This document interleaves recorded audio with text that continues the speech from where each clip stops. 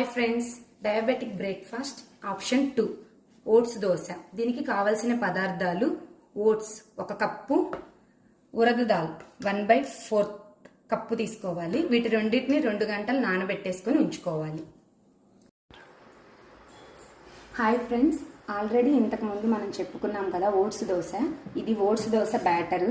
ఇది ఎలా ప్రిపరేషన్ చేయాలి అంటే 1/4 కప్ ఆఫ్ మినపగుళ్ళని 1 కప్పు ఓట్స్ తోటి నానబెట్టుకోవచ్చు. నానబెట్టేసుకున్న దాన్ని మిక్సీకి వేసిన తర్వాత బ్యాటర్ ఇలా ఉంటుంది.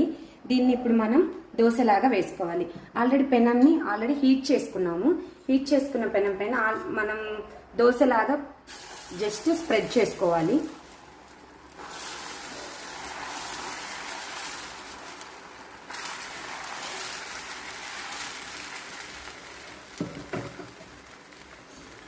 దీనికి కొంచెం మనం 2 drops of oil,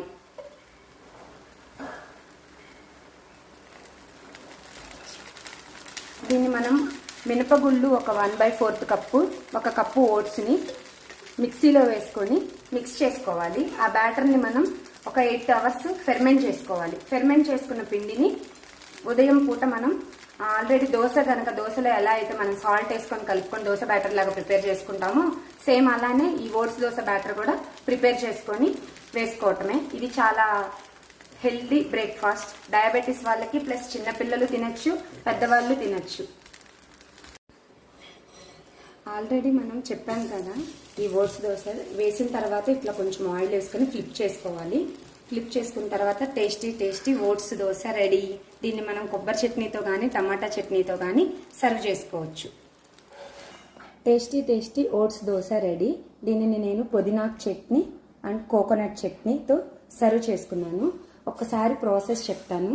1/4 cup మినపగుళ్ళని 1 cup oats రెండింటిని నానపెట్టుకొని దానిని మనం మిక్సీ వేసుకోవాలి.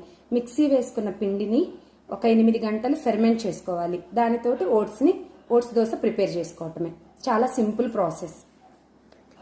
Thank you.